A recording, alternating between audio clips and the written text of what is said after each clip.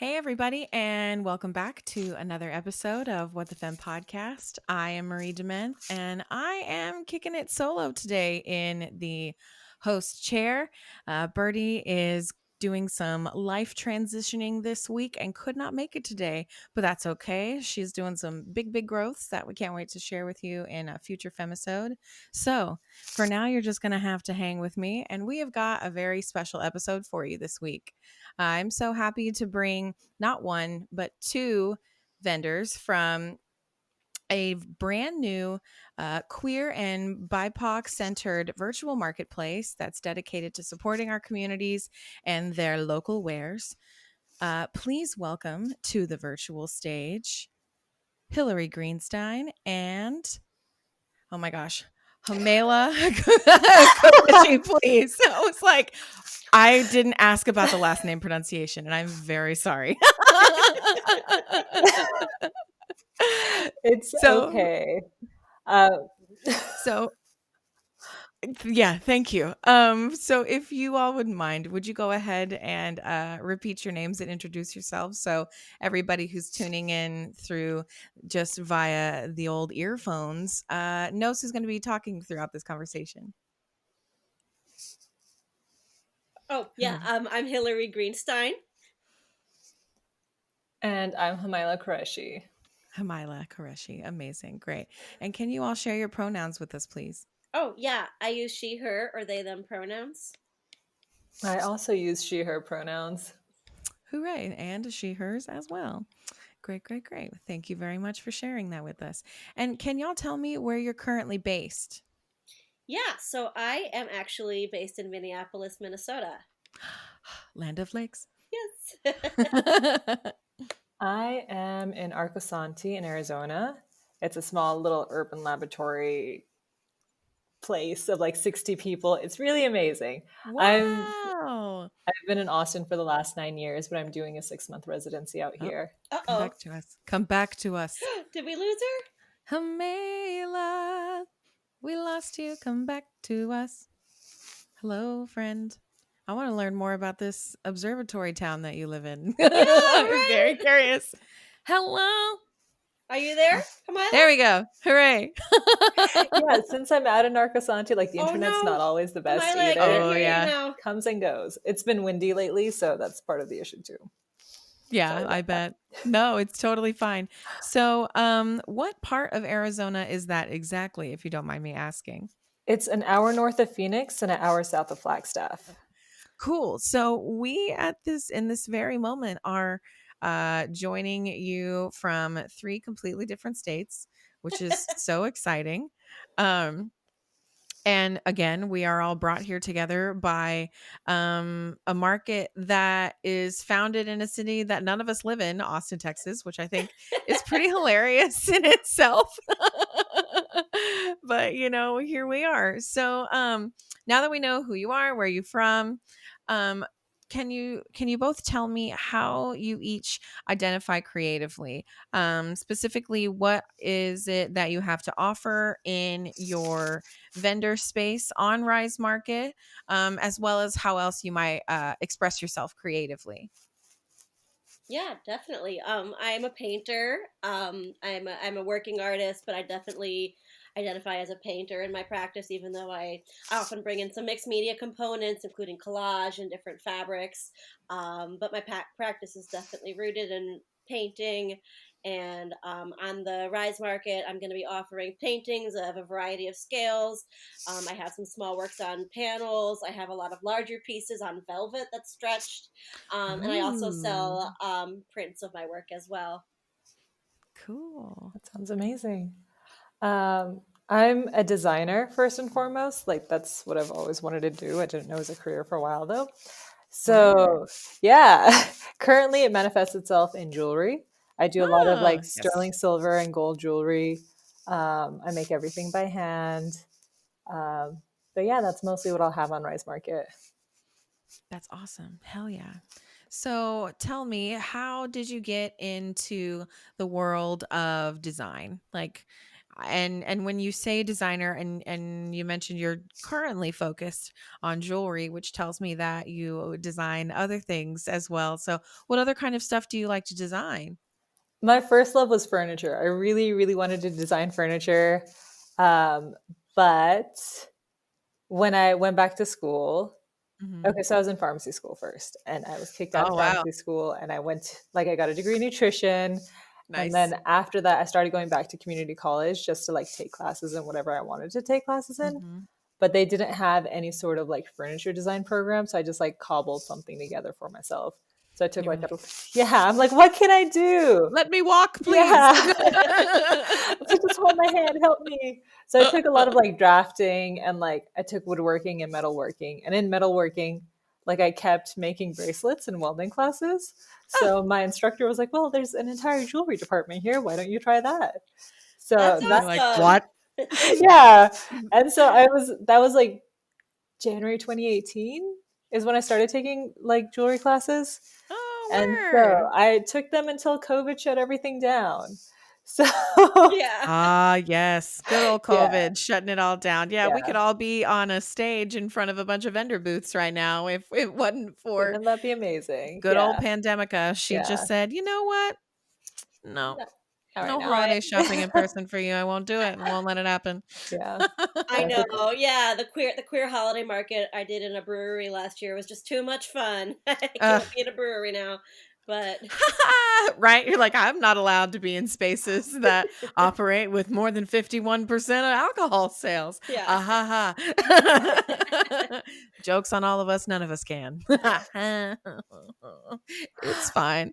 Well, that is a beautiful journey to the world of jewelry. I love that from like one of the largest things that one could design in like an inside scale to one of the smallest things one could design and on a wearable scale. I love exactly. that.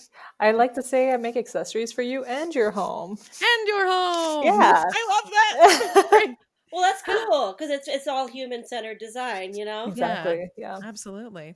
Hillary, what about you? How did you get into your world of the beautiful ways in which you create? And what are we missing? How else do you like to express yourself in ways that are not available on Rise Market? Definitely. Well, I mean, I've always been into making art, and I've always painted ever since I was a kid.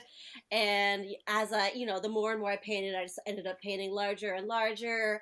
And I ended up going to the Minneapolis College of Art and Design, and I studied. I got my bachelor's in fine arts in drawing and painting. I graduated Oh, in 2013. Yeah, and over the course of my career at MCAD, my work just kept getting larger and larger. So yeah, right out of school, I knew I needed some kind of studio space just because, I live in a 1 bedroom apartment. I mean, I don't have room for big oil. I work in oils, and right. I've got a really rascally cat that likes to get into shit. So yeah, I rent a studio out of the California building in Northeast Minneapolis, which is really special because it's like an arts district where there's lots of these old warehouse buildings that are just filled with artist studios. So in the before times, as we like to say, pre-COVID, we did a Pre-COVID. lot of open studio tours, which was some of my favorite stuff to do because I'm also an educator. I love talking to people. Oh, I'm really an extrovert, but I say COVID turned me into an introvert. has it? It's just like it's just me alone with my cat and my paintings and my partner, and like I'm forgetting how to relate to other people. But but Absolutely. um 100%. but yeah, so it's really cool because in the Northeast Arts District we have Art Whirl, which is the largest open studio tour in the country, and it's so cool. Wow. I love bringing people into my studio space and like letting them see, you know, works in progress and just having real conversations with people in a more like personal setting. Yeah. But everything's moved online these days, and we're doing our best to translate some of those experiences in terms of showing the art and also having conversations like as people.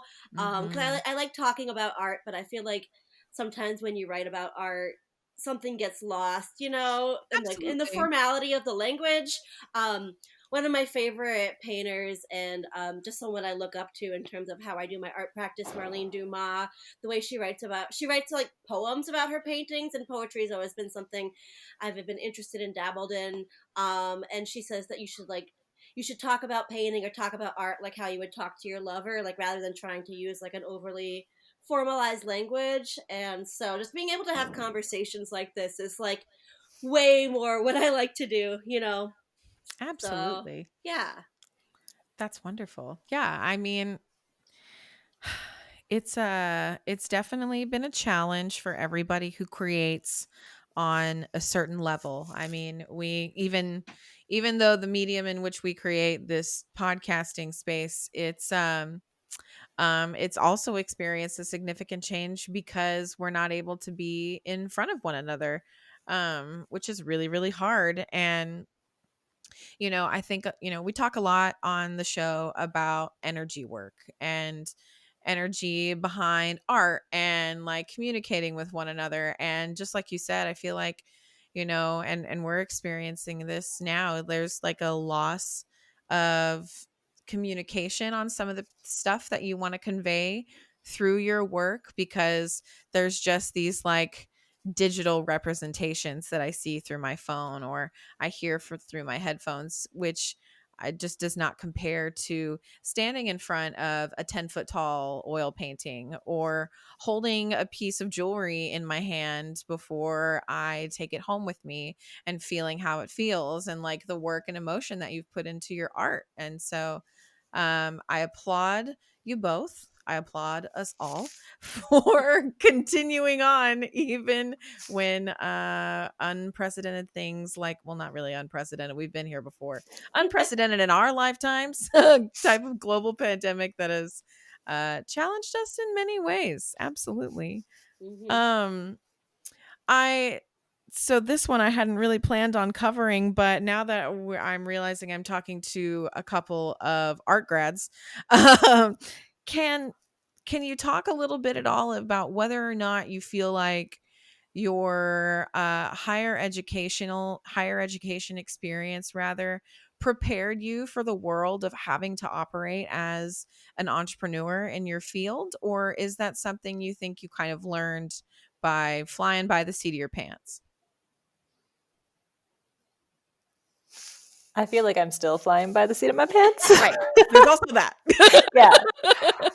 No, I just took like classes at a community college and like Mm, piecemeal together something for me. I don't have like a degree or certificate or anything in it. And the community word. college I went to at ACC, also community college, they Yes. also did offer courses on like running a business. And so I did take those and those did help.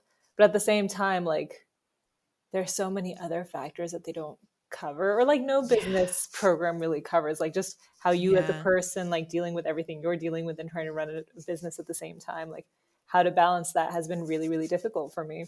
So I'm finding out more and more that it's just like doing as much as I can and learning as much as I can from as many resources as I can and just piecemealing Absolutely. something together. So Hmm. like I do have a business consultant in Austin and I have been taking like online courses and just like taking things from here and there and just figuring out what works for me. That's super real. Yeah. Like, I mean, at going to an art school, it was more focused in the creation of work. That we did have some professional practice type classes where, we talked about stuff like, making a website and marketing in your Right. work a little bit. And I do applaud MCAD for offering those skills because a lot of folks I've talked to that have gone to art school said, nope, I just learned how to make paintings and that's it. I figured out the rest. So I definitely was given a good starting point on some of those skills. But yeah, I think just the scope of all the things it takes to run your own art business, especially when I've been doing a lot of commissions the past couple years, and that's really taken off. Mm, I do a lot of what my work, the paintings I like to create are figurative works. In abstract kind of landscapes, but I also do a lot of commissions for folks, a lot of pet portraits or portraits of loved ones, and just having the commission business, there's a lot of stuff I've had to really figure out as I go. And yeah. I think one of the things I've really discovered as I go is just how much you need to ask for help. And Hmm.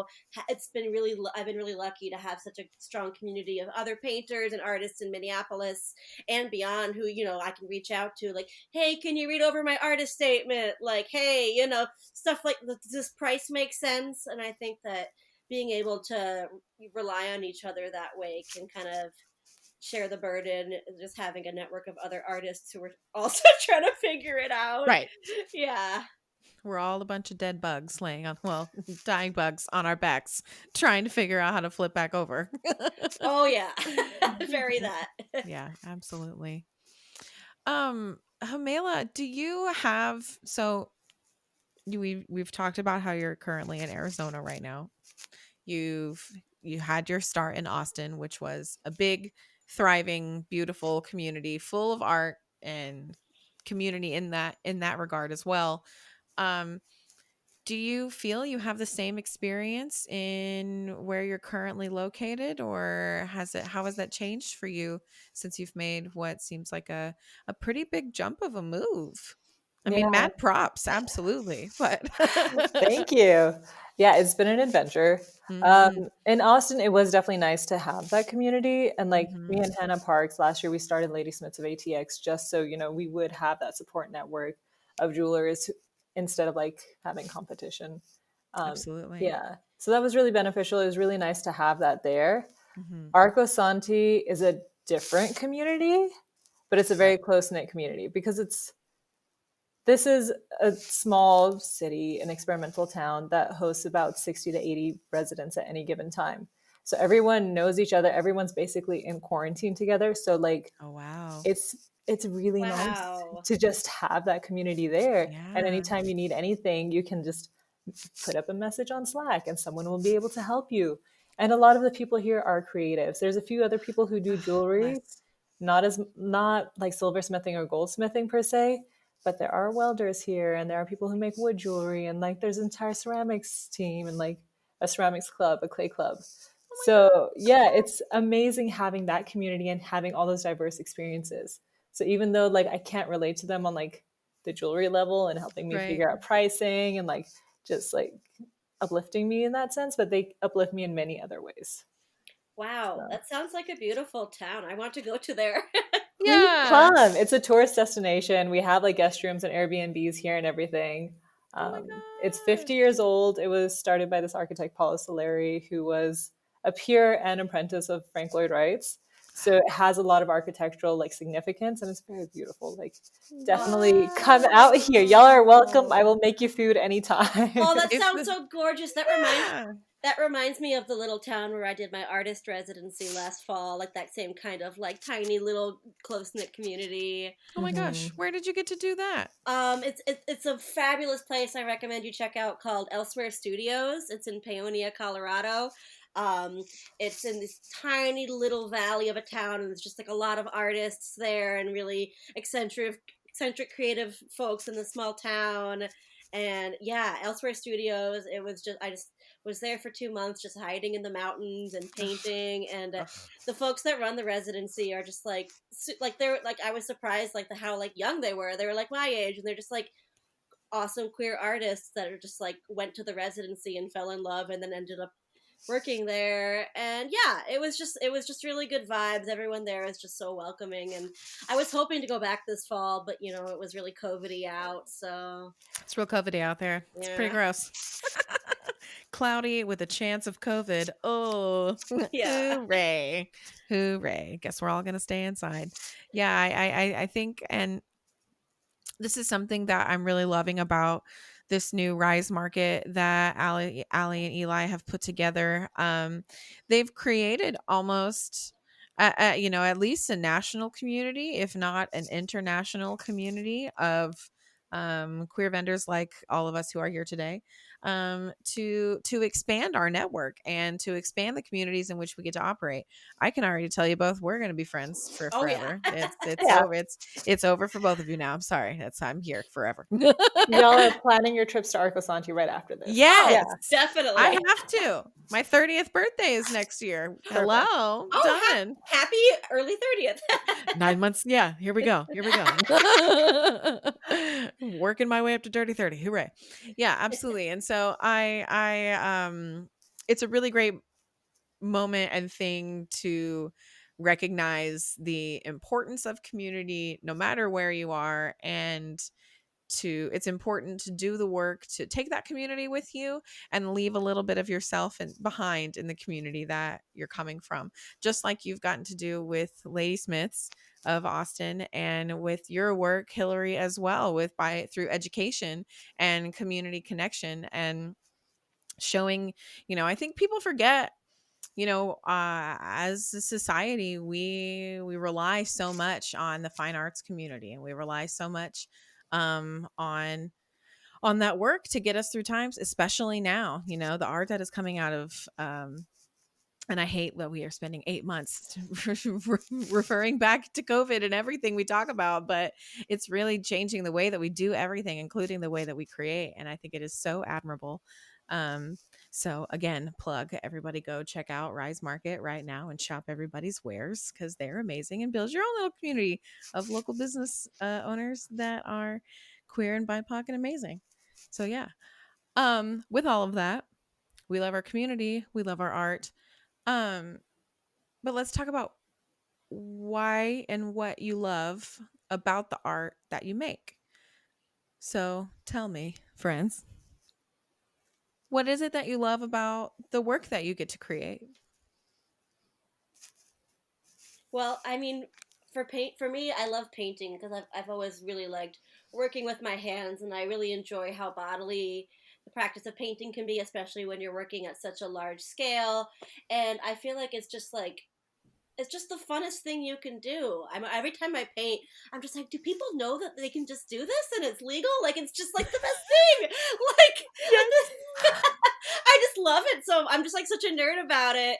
And it's the same way with educating, because I mentor some kids that do painting and stuff, and just like I feel like just like it's like a secret code, like seeing someone discover something about painting and like, oh, I can do this. I don't know, it's just so rewarding. And it's really interesting because my partner makes digital work, but I enjoy things that really exist in the physical world, and that's why I really enjoy making large paintings that you can encounter and have a bodily experience with them. And that's why I like to paint figures as well, and because people can kind of form an intimate connection with the painting. And it's kind of like, it can be like your friend, or you can have like a relationship with it, which is something I really enjoy. Yeah. That's perfect. That was perfect. Thank you. For me, a lot of it mirrors what Hilary said. Like, first of all, I just love creating with my hands. I love the process of design. I love a lot of my work is very geometric and shape based.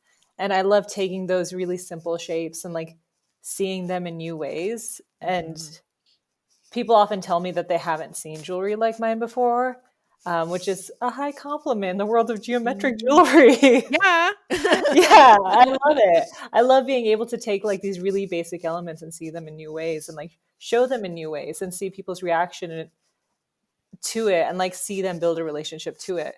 It's all about like how people take these pieces and make them their own and form that connection and form those stories over time. I love that. Absolutely. Yeah, I love what you say about people forming a story about your work, because that's like how I view the narratives of my paintings. Is when people purchase one of my paintings, or they really connect with one of my paintings, they like form their whole story around it. Yeah. Like, I had my first masked studio tour in my studio the other day, and this woman looking to buy one of my paintings because her grandma recently passed away, and the painting really reminds her of her grandma, so it's just like, Oh being able to make that kind of connection is like really, really special, and that's what I want. Oh my God.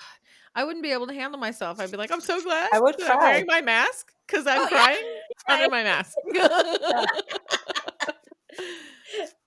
That's crazy. What a crazy connection. And I'm sure same with jewelry. Like, you think about jewelry, and honestly, oil paintings as well. Like, they are items that people invest in. They become heirlooms. They become inheritance. They become endowment pieces. They become when a person chooses to invest in something as special as something that is locally made or handmade, or if it's a commission made specifically for them, and even not something as simple as a color combination or a design that you came up with, somehow connected with this person you've never met before and a very important element in their life. That's a huge deal. It's very powerful work. Absolutely. So everybody buy local, number one. If you want to cry, only buy local. That's the best way to do it. Oh, I really love that. Both of your answers were absolutely perfect and great reminders of why we should all continue to do what we love every day. Absolutely. Um, if there was something that you could tell, so if we have an aspiring entrepreneur, a vendor in the making, an artist in the making who's maybe got a hobby or and they want to turn it into their full time, like you all maybe mostly have, not necessarily your full time, but you want to put more, they want to put more energy behind doing the same kind of work that you all do, making it something that they can make money off of their passion. What would you, what if you could give like advice, like what would you say to them that would be some sort of like guiding piece as they take those first steps into this journey? Well, something that has always stuck with me, and this is something that a mentor in college taught me, a professor of mine that I did murals with one summer, he always said that when what you do for a living is what something some people might consider a hobby, you need another creative outlet or another hobby that's low stakes, that there's like no pressure on. And that's something that's really helped me because painting is like something I'm passionate about and I'm making my living on it and, trading my name on it. I need to have other kind of creative outlets that I can just do, and it doesn't matter if I'm good at it. So like, for me, that's like crocheting or karaoke, and just like, I mean, karaoke, it's not a thing right now, but, Right. I mean, it is on your own home. In your own home. yeah, my neighbors are really tired of me singing Alanis Morissette. I'm so sorry.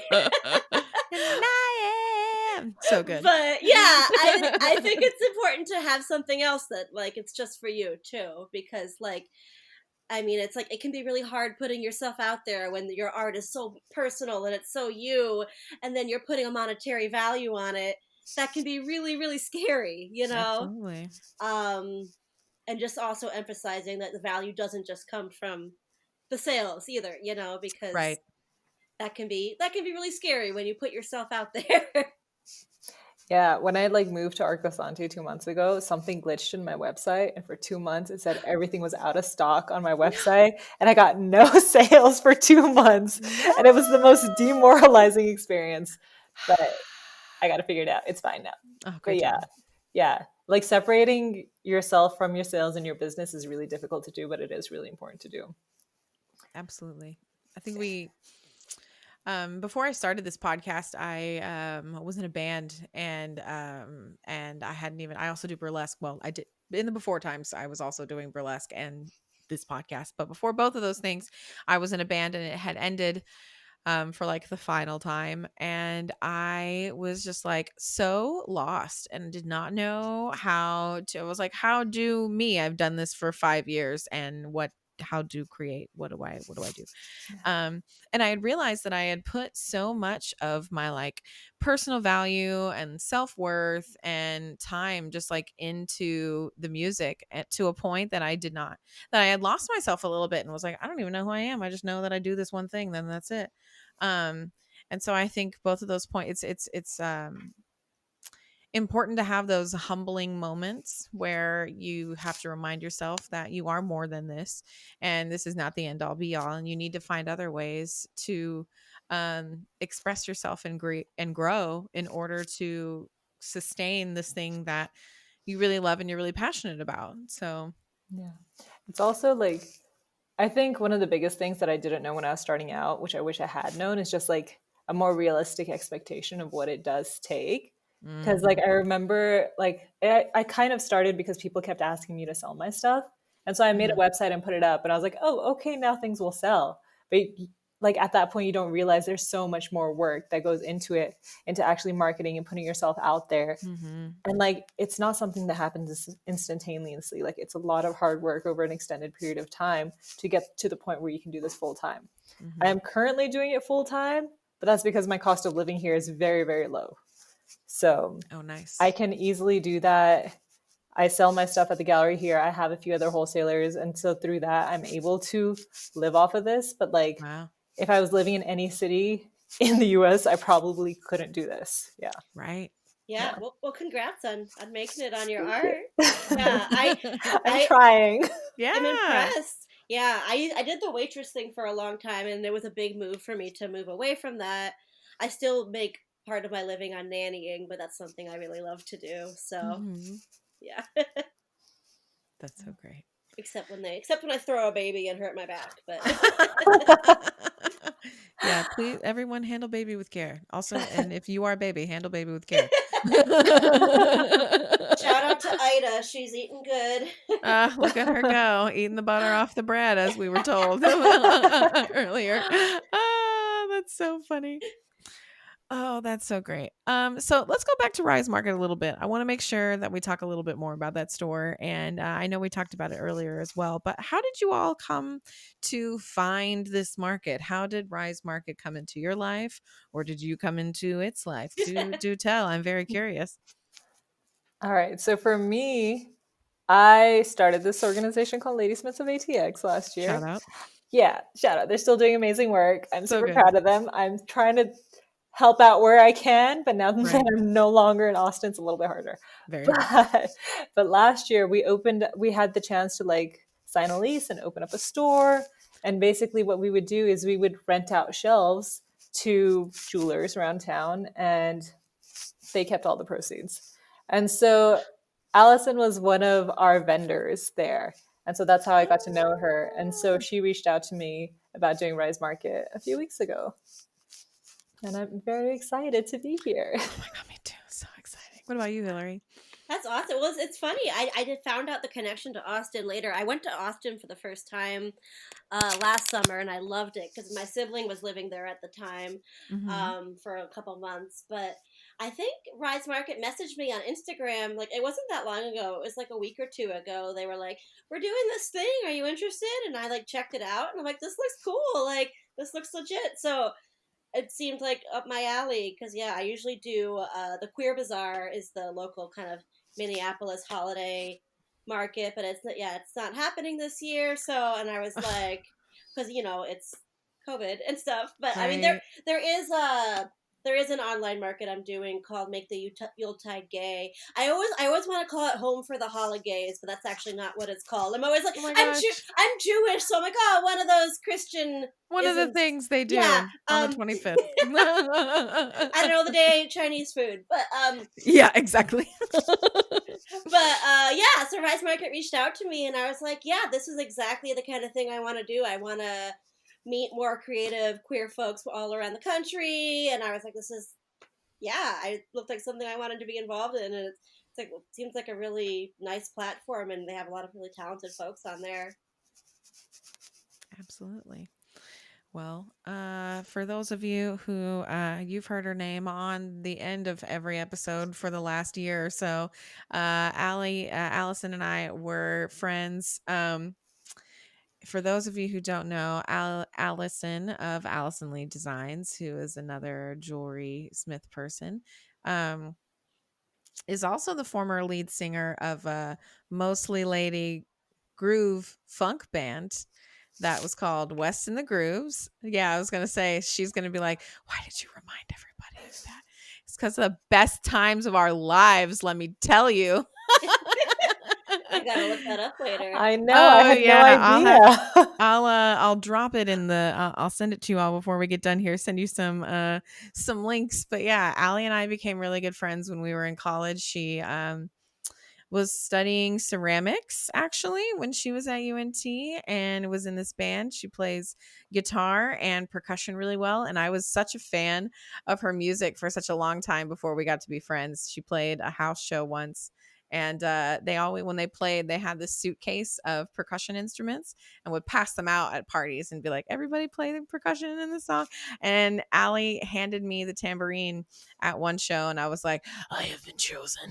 I was like, this is my moment. Come to find out, it was like one of the bandmate and good friend of ours, Tessa Koslewski's house.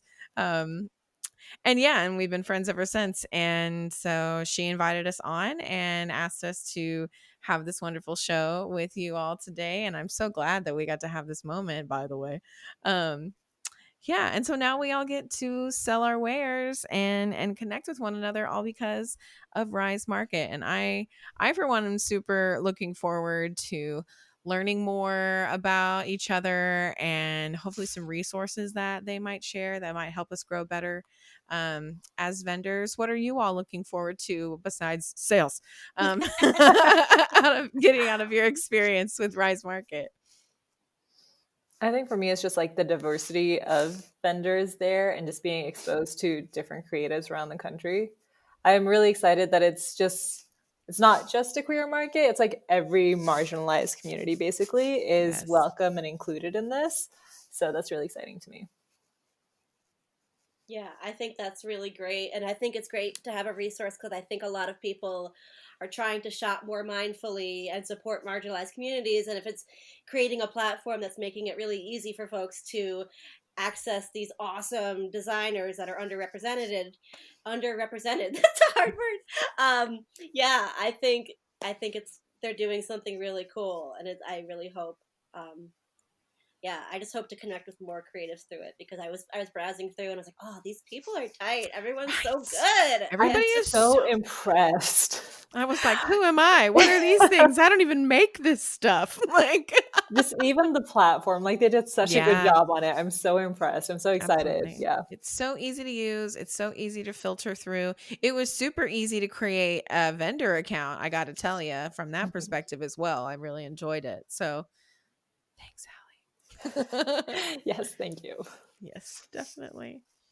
Well, I am ready to bring us to our what I like to call our big favorite overarching question. If you all are ready for the big one. Yeah, I'm excited. Okay, let's do I'm this. so excited.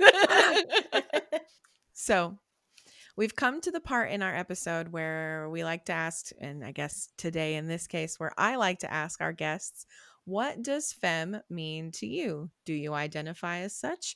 If not, we can talk about other things. And with that, who would like to start? I mean, I definitely identify as femme. I'm a very femme person. I think my art is also very femme. It's very me. For me, identifying as femme means embracing just a non-traditional femininity as part of my queer identity. I feel like that manifests in a lot of different ways. Whether it's just my art, my appearance, how I carry myself and embody myself in the world. But yeah, I find it really empowering to embrace the femme in my paintings and how I dress myself. But I feel like for me, it's a femininity that rejects binaries and rejects heteronormativity. And I feel like my best self. When I have like sparkly painted toenails and fishnets, but also my hairy legs. And it's just like femininity on my own terms. I don't know. Yeah, that's what it means for me. That's perfect. I love Yeah, that. that sounds great. I'll be honest, I hadn't like thought about this much because I feel like I have so many other facets to my identity that like my femininity and womanhood were never something that I actually questioned. Mm-hmm. So yeah, and I realized like I've been thinking about this throughout the day and trying to come up with a good answer. So here it goes. But I realized that like most of the facets of my identity are often defined by struggle. So I think that also relates to femininity and being femme and just like to me like being femme is kind of like identifying and understanding the struggles that like being a woman or being femme like It's like, portray. yeah. Yeah. Yeah. It was funny because my youngest sibling actually asked me something similar last week, and they're like, "What does like being a woman mean to you, or like being Mhm. femme or feminine mean to you?" And I was just like getting talked over by men. It's the And you were like that like, was here it is. yeah. I was like that was Exhibit the first A. thing that came to mind. It's like the struggles that we have to go through, whether it's something as small as that or like bigger stuff, just like inequality in general. But yeah, to me, a Absolutely. lot of it is just defined by struggle and what like the issues we go through. Absolutely. And I find that in our conversations that we've had over the last few years, well, the last couple of years rather, we do find that empowerment is also a response for how they identify as if they identify as femme. And And in their explanation, it is usually due to a response to a struggle that they experience in their life. And so, you know, and again, femme's different for everybody.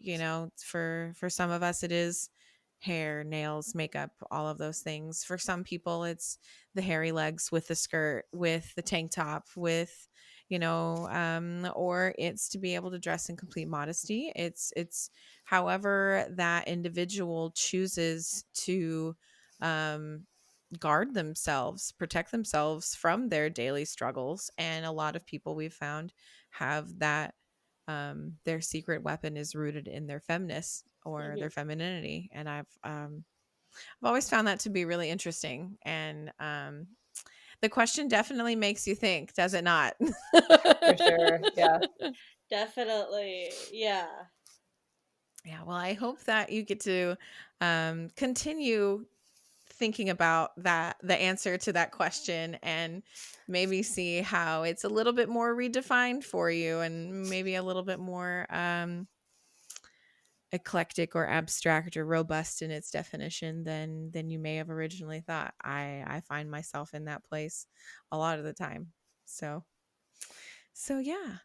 Well, thank you so much for joining us today. This has been, or for joining me today.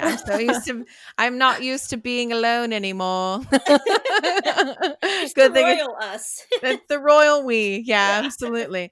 Thank you for joining the royal us today. But before we go, please go ahead and share, other than on Rise Market, and that's Risemarket.live, where can we find you online? What is your website? If you could share your social media channels, that would be super appreciated, so our listeners can come find your work and follow your stuff. All right. So fun fact, my parents made up my name, Hamaila. So I got it on all the social medias. Oh my God. No one else has it. I know. It's great. I actually had awesome. I've had people reach out to me and be like, what does it mean? I want to name my child this. And I was like, no, this is mine. But so on Instagram is where I'm most active. And it's just my first name, Hamaila. My website is hamaila.com. Facebook too. You type it in, you can find me. How lucky. I know. I love How it. lucky. It's been really nice because, like, obviously I don't find my name on anything anywhere ever. Right. So like a lot of the things in my permanent collection I name after women who also don't find their name on anything ever. So yeah. I love that. That is so smart. That is so smart. It's a lot of fun. Yeah, especially because these are people who like mean a lot to me. So it's really nice to see that. Yeah. Yeah, absolutely. Oh, I love that. That's great. Thank you. But yeah, you type my name and you will find me. We will find you. There is no doubt. I'm very excited for that. Congratulations on that. Thank you. Absolutely. Yeah, you can find my work. I am on Instagram too. My Instagram is Hilary Greenstein Art. That's Hilary with one L. And I have a website, just hilarygreenstein.com. And yeah, and on my website, there's also a link that can take you to my shop, where you can shop for paintings and prints and stuff. And yeah, and if people have a question about a commission, they can just email me or DM me directly, and we can chat about that. Hell yeah. Cool deal. Well, once again, thank you so much, Hamaila. Thank you, Hilary, for joining today and sharing a little bit about your art and what Femme means to you and where we can find you. And of course, your participation with the Rise Market. And that actually kicks off, the holiday market rather, kicks off this weekend. Actually, no, I take that back. Today, this blessed day of the release of this episode. I think that's right. We're going to find out. Either way, you can go shop now, right now. You could have shopped beforehand and you're doing it right now. You should be on here as you're listening, shopping all of our wares at Risemarket.live. Please come back and join us. We'll have to have everybody on and have a good old hang on the virtual side before we come do a little tour and come visit you both in your sweet little towns, which I would love to do. That would be amazing. Yes, please. Yes. Yes. We'll take Rise Market On the road. Let's go. Yep. I need some touring now. lakes. I need Yep. some mountains. I need some desert time. Let's do it. Well, thank you everybody for tuning in to a very special holiday-isode with What the Femme podcast. Once again, my name is Marie Dementh. And before we go, I'm going to share some end of show thank yous to share our gratitude for those who support our show on our Patreon. So with that, thank you to our Patreon subscribers, Kristen Spavchik of After Dark Bohemian Charm Photography, Danica Dobson of Flesh and Flora Photography, Megan Doherty, Atticus Kimbrough, Allie Barnes of Allyson Lee Designs, and Devin Bruner of Devin Michael Studios.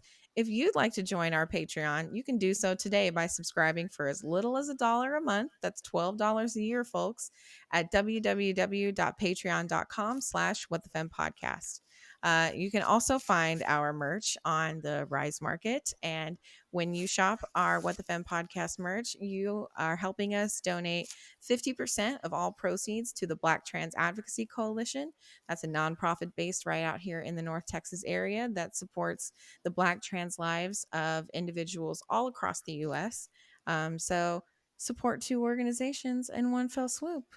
And that is all. That's how we'll do that. Thank you again, friends. And thanks everyone for listening. We will talk to you next week. Okay, thanks. Bye.